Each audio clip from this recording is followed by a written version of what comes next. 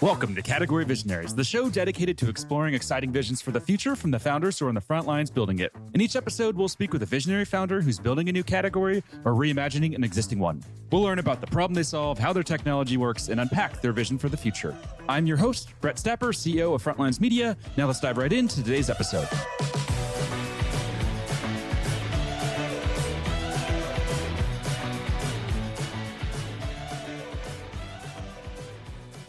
Hey, founders, and thanks for listening to another episode of Category Visionaries. Today, we're speaking with Kevin Flyangolts, CEO and founder of Aclid, a biosecurity platform that's raised over $4 million in funding. Kevin, thanks so much for chatting with me today. Thanks so much, Brett. Super excited, and I'd love to just begin with a quick summary of who you are and a bit more about your background. Yeah, sure. So I'm Kevin Flyangolts, started Aclid about 2.5 years ago. We are focused in biosecurity. I come from a software engineering background, have been in the tech industry for some time. This is my first company in biotech, but I was absolutely just enamored with how you can program biology. Synthetic biology took me over pretty quickly, and I never turned back. So I'm really excited to be here and really excited to chat more about what we're doing. I was in the tech industry at a blockchain company before, in a consumer-based home services startup. I was one of the first engineers at Umbrella, which was a home services startup back in 2018. And I built a lot of the tech there, ended up growing out the team, and we ended up getting acquired actually in November of 21. Around that time, I joined a much larger company called IAC. They acquired Umbrella, and they had a big home services brand of their own. I ran product there for a little bit, helping grow the business model that we built at Umbrella, this much larger org. And about 6 months in, we grew from a team of 15, a small startup, into a team of 40. It felt like a much larger company at the time. And I was really excited to dive back into something super early and even start something on my own. So I left in May and started looking a lot into biotech. I started a company with Professor Harris Wong. He's a professor of systems biology at Columbia University. And we really focused on DNA and RNA manufacturing because we realized that was the core building blocks of synthetic biology. It was crazy to me to believe that you could order DNA from anthrax, from controlled agents, really just online. And a lot of the process to do that was really manual. And so we've started to build some software that helps automate it end to end, helping the manufacturer to avoid calling up a customer, avoid having to screen their order and look at what's inside, and instead relying on more software and automation to tell them when there are real risks and help the customer automatically certifying that they have the right permissions, the right facilities, and the right documents to actually ship the order and do it without any type of liability or risk of non-compliance. So that's a little bit about us and a little bit about me. How did you and Harris get connected? We actually got connected through another collaborator. So Harris is a pretty established researcher. I think worked together for about 3 months before starting the company. And he has some researchers in the University of Minnesota Twins and a few researchers in the UK. And we got connected a couple of different ways through them. I was working with a few other researchers on cell-free synthesis and design tools for synthetic biology. And so from that, they thought that Harris would be a really great intro for me. We got connected, immediately hit it off, and realized we have a lot of the same ambitions, super complementary skill sets. He obviously has a lot deeper of bio background than I do, and I come from an operational background. He didn't want to leave his position as a professor, so just naturally worked really well together with him, bringing a lot of the scientific domain knowledge, a lot of his network in the space, and me taking on a lot of the company operations day to day. Let's imagine you're at Thanksgiving dinner and your grandma is like, Kevin, what is synthetic biology? How would you explain that? Yeah, for sure. I think it's a really new field, and I was super excited about it because it felt a lot like programming and computer science, but in the physical world. So I think we all know that living things are made up of DNA. That's how we make our brain. That's how you make the arm, how all your organs are made. All of it is encoded in this language of life called DNA. And over the last 10 years or so, we figured out not only how to read DNA. So back in the early 90s, we figured out how to sequence the whole human genome, and we did that in record time. And since then, it's become extremely cheap with companies like 23andMe offering $100 sequencing of your genome. We're doing that, but with writing. So not just reading the DNA, but you're now also able to write. So you can take DNA sequences, create new ones, and put them into organisms and have them do something totally new and different. One of the first applications of this was actually in insulin back in the 1980s. I don't know if you know the history, but before then, we used to have to source insulin from pancreas, which is found in animals, typically was from pigs and horses. And in the 80s, a company called Genentech figured out how to make insulin in bacteria. They took the DNA that made insulin in your pancreas and put it into bacteria, had the bacteria make it, and now we have a much more sustainable path, a much cheaper path to creating insulin. And that has made it much cheaper and much more affordable for everyone to get treatment for diabetes and other diseases. And now we're doing all that, not just with pharma and medicine, but also with materials, with chemicals, with foods, anything that biology makes by either growing through an animal or through a plant, we can potentially do in a cell in a very isolated environment and produce it at mass. So people are trying to make dairy inside cells rather than having to wait for a cow and milking it. People are trying to make materials, fabrics like leather, all in cell-based workflows where you don't need the whole animal. So really exciting things that you can do by modifying life, not just reading it. Reading it helped us understand it. Now that we're able to write it, synthetic biology is all about taking living organisms that don't exist in nature necessarily and introducing them to build something totally new and something that can make something more sustainable or much more affordable. Let's talk a little bit about the early days, the founding of the company. So take us back to 2021. And what were you and Harris doing for the first 3 months, the first 6 months? What did that look like?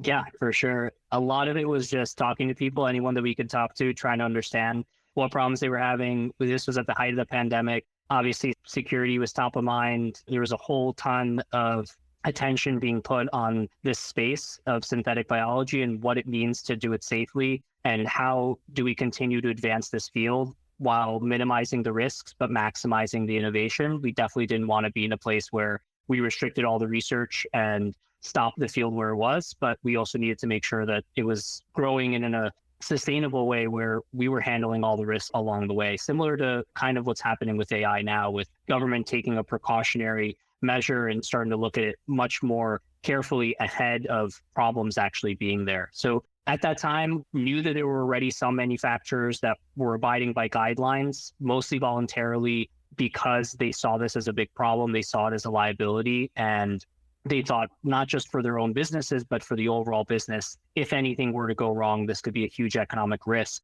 for the US and for the entire industry here. We really didn't want to lose trust in consumers in this space. And so we started to really try to understand what it is that manufacturers were tackling. What were the biggest problems? We spent probably the first 3 months talking to 40 to 60 different manufacturers and just learning, figuring out what it is that they do day to day, where are the biggest pain points? Is it in the screening? Is it in the vetting of the customer? Is it somewhere totally else? Is it the follow-up? And within that first 3 months, we learned a bunch, built the first prototype and started to sell it to early stage manufacturers. We realized that they had the biggest need. Their systems were oftentimes all manual, no automation. They didn't have the resources to dedicate building a full system like a large manufacturer would. And so it was just a clear value prop for us to offer them an end-to-end solution for biosecurity. Over time, we learned a lot, and now we're starting to work with some of the largest manufacturers in the space, replacing their in-house systems, making them more automated, and giving them their ability to focus back on the chemistry and the manufacturing rather than on the administrative burden of compliance. What did you do to get those first paying customers to give you a shot? I think that's something that every startup struggles with, and especially in the world that you're in, I'm sure trust is everything. How'd you break through and how'd you get that first chance? I can't say that Harris didn't help. He has a big name in the industry. He's a very established researcher. So definitely a lot of intros, warm connections from him helped build some of that trust. And I think the other thing here is when you're an early stage company, you are dealing with a lot of problems. There's a lot of things that you as an early stage manufacturer have to work on. It's already super difficult to start a company. If you're starting a company that requires facilities, 50 people just to get started, just to build your first product and sell it to a customer, there's just that much more. And dealing with compliance burdens along that way makes it that much harder. And so anyone that can make a dent there and do it in a reasonable time frame with affordable price was an easy sell. So to some extent, it was that we found a need where there was somebody willing to trust us because the pain point was deep enough for them to take a bet on a startup and see if they can solve their problem. And that's where we got started. And obviously, we built a lot of the product along the way, hearing feedback from our early customers, iterating to get to a point where it's actually mature enough and starts to solve not just the problems of the earliest manufacturers, but also the problems of large companies that have established processes and have automated systems. What's your day-to-day look like right now? It used to be a lot more engineering, and I started the company technical, and I've been moving more and more away from the technical and starting to focus more on our go-to-market, figuring out how do we build a repeatable sales motion so that we can start to scale the business and work with every single manufacturer in the space. A lot of my day-to-day today is talking to customers, working with our engineers on the product, and building up our sales infrastructure, building up content, getting people to know us. The visibility of our brand is really important as the regulatory starts to pick up. We want to be in a place where if you think biosecurity, if you think about compliance for gene synthesis, we're the first company you turn to. And that takes a lot of content. It takes a lot of time to build the right relationships. So a lot of my time has been spent on talking to customers and building out content, just getting our names out there, making sure people know who we are. This show is brought to you by Frontlines Media, a podcast production studio that helps B2B founders launch, manage, and grow their own podcast. Now, if you're a founder, you may be thinking, I don't have time to host a podcast. I've got a company to build. Well, that's exactly what we built our service to do. You show up and host, and we handle literally everything else. To set up a call to discuss launching your own podcast, visit frontlines.io/podcast. Now, back to today's episode. From a marketing perspective, how would you define your marketing philosophy? I think the way that we see it right now is we want to offer super technical, useful resources. I personally really like what the cybersecurity space has done in marketing, where they offer you technical resources on SOC 2 compliance, ISO compliance, on X vulnerability or Y exploit. And those technical resources end up helping you build trust with that company. You end up going to them time and time again just to figure things out internally, that at some point it starts to make sense for you to just go directly to them for the service that they're providing. And so we're taking very much the same approach, building resources that are helpful for the community, helpful for manufacturers that are just getting started, or even large enterprises that are being introduced to the regulatory anew. If we can help build a resource for them through content and they come back to us for additional services or additional automation, I think that's a really great way for us to build our funnel. And so we've been focused on building that thought leadership and becoming more and more of a resource for the broader community. When people hear the term biosecurity and compliance now, or hear like the category biosecurity and compliance, who is the top of mind company? Is there an established leader in this space, or is it so new and emerging that there is no clear leader yet? We're hoping we're going to be the established leader, but yeah, it's still emerging. There's no clear leader yet. There's a few defense contractors that have been in the space for some time. There's some nonprofits and philanthropic orgs that have been building tools here. Really, it's super new. So regulatory is still fresh. The first guidelines in the space did come out about a decade ago, and they just got refreshed last year in October. But the first path towards regulation didn't really get introduced until last year. So last year, we had two bills in Congress, one in the Senate, one in the House, that were both going through their committees to start drafting the first requirements for the industry. They're being worked on now. And we also had an executive order that actually stemmed from AI. I'm sure lots of people are familiar with the executive order on safe and trustworthy development of AI that came out in the US. That was really focused on LLMs, but there was about 2 pages dedicated to biology and specifically focused on how LLMs enable users and practitioners to build things through biology that they weren't able to before. And that raised a lot of attention in Capitol Hill because now biology becomes a bigger vulnerability of something that we need to really think about: who has access to certain infrastructure and who's able to get access to these materials that have some dual use potential. And so from that executive order, we now are starting to get a compliance framework and some of the first mandatory requirements coming down from federal agencies on how vendors, providers of DNA and RNA, plasmids, viral vectors, and oligos are servicing the industry, what they have to comply with. We're starting to get some of those first standards, kind of like what ISO and SOC 2 have done for cybersecurity and software businesses. We're starting to see that happen for DNA, RNA, plasmid, viral vector manufacturing. In the midterm, is policy or regulation something that you're going to try to be part of in driving that? Like, do you head of policy? Or are you working with lobbyists? Are you trying to shape any of that? Or is that something that maybe is going to come later? Or is that something that you're not going to focus on? We're definitely very involved on the policy side. We're working with both policymakers and industry, academia, as well as politicians directly to make sure that our voice is heard and the right technical implementation is made. The most important thing here is effective policy. We definitely don't want to be in a position where policy hurts industry in any way. And we don't want to be in a position where policy is just not effective and doesn't actually regulate the industry in a meaningful way. So it's a balance. And we've been working hand in hand with the writers of the framework, with the people building the standards, both in industry and in government. It's been a lot of me doing it myself. I've been the thought leader so far. I'm sure as we grow, we'll get someone that's a little bit more experienced on government affairs and regulatory. But given how new this space is, and given that we're about to see some of the first regulation come out this year, I've just been focused on it personally.